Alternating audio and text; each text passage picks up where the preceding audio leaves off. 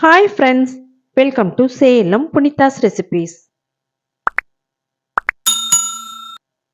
இன்னைக்கு ரொம்ப ரொம்ப ஹெல்த்தியான ப்ரான் பெப்பர் கிரேவி எப்படி செய்கிறதுன்னு பார்ப்போம். இந்த பெப்பர் கிரேவி இப்போ குளிருக்கு இதமாக இருக்கும். செய்யறதும் ரொம்ப ரொம்ப ஈஸி. ப்ரான் சீக்கிரமாக வெந்துறதுனால சீக்கிரத்துலேயே செஞ்சு முடிச்சிடலாம். இந்த சூப்பரான கிரேவியை எப்படி செய்கிறதுன்னு இந்த வீடியோவில் பார்ப்போம். நான் அந்த ஓடெல்லாம் எடுத்துட்டு க்ளீன் பண்ணி நான் வாங்கிட்டு வந்திருக்கேன். 1/2 கிலோ ப்ரான் இது. இதை நம்ம வீட்டில் எப்படி வாஷ் பண்ணுறதுன்னு பார்ப்போம். இது கூட 1 டேபிள் ஸ்பூன் தயிர், 1 டீஸ்பூன் மஞ்சள் தூள், 1 டீஸ்பூன் உப்பு போட்டு ஒரு 10 நிமிஷம் அப்படியே ஊற வச்சிடலாம்.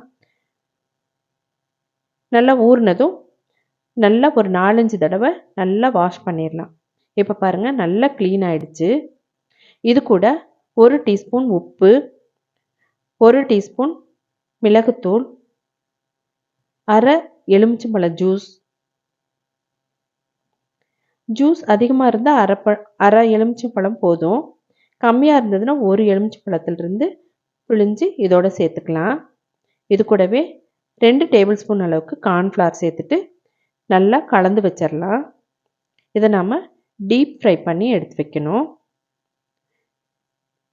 இப்போது ஒரு கடாயில் எண்ணெய் ஊற்றி நல்லா காஞ்சதும் அதில் இதை சேர்த்துட்டு நல்லா 2 பக்கமும் திருப்பி போட்டு நல்லா ஃப்ரை பண்ணி எடுத்து வச்சுக்கலாம்.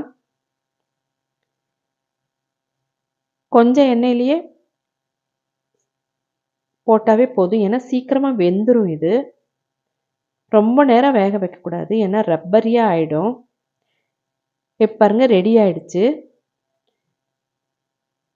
இப்போது நம்ம இது ஒரு பிளேட்டில் எடுத்து வச்சுக்கலாம்.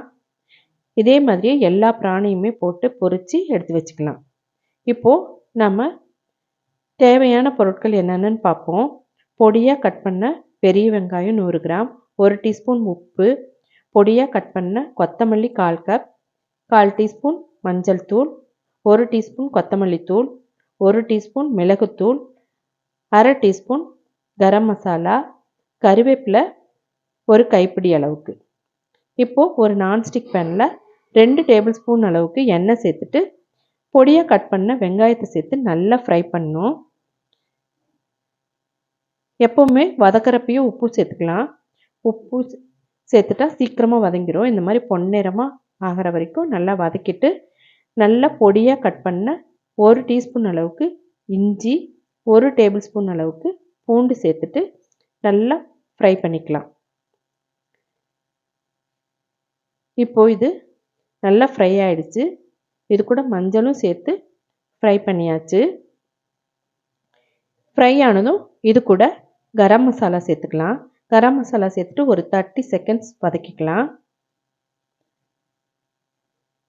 இப்போது இது கூடவே நம்ம எடுத்து வச்சிருக்கிற கொத்தமல்லி தூள், மிளகுத்தூள் சேர்த்துட்டு ஃப்ரை பண்ணணும்.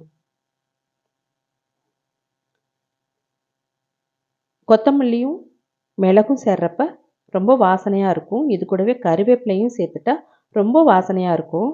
எப்பவுமே பெப்பர் கிரேவிக்கெல்லாம் கொத்தமல்லி, மிளகு, கருவேப்பிலை இது 3ம் சேர்ந்தால் ரொம்ப வாசனையாக அந்த கிரேவிக்கும் அந்த ஃப்ரைக்கும் தனி மணத்தை கொடுக்கும்.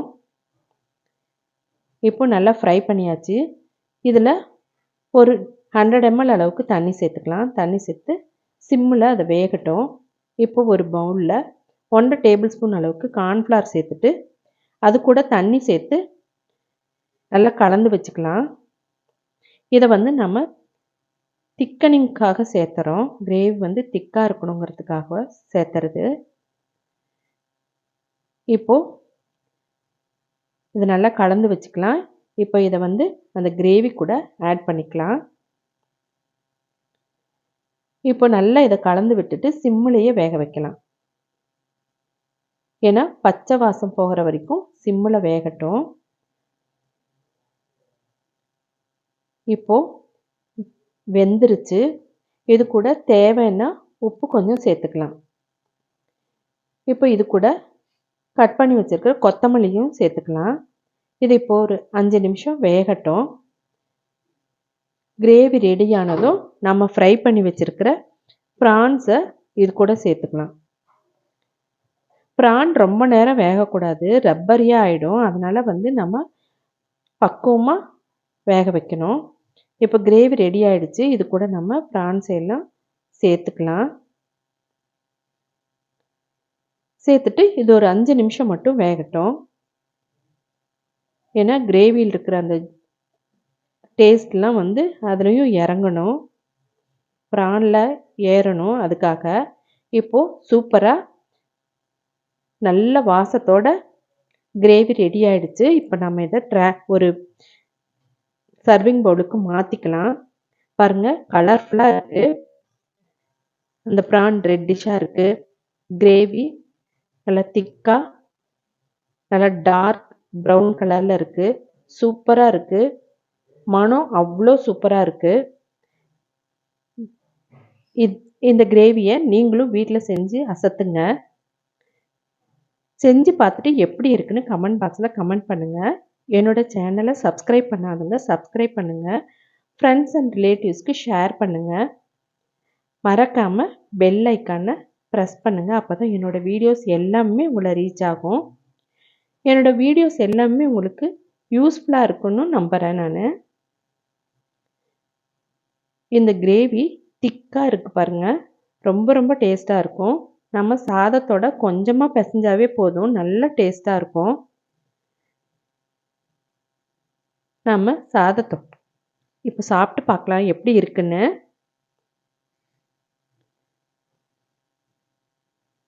நல்ல வாசமாக இருக்குங்க. சூப்பராக இருக்குது. பார்க்கவே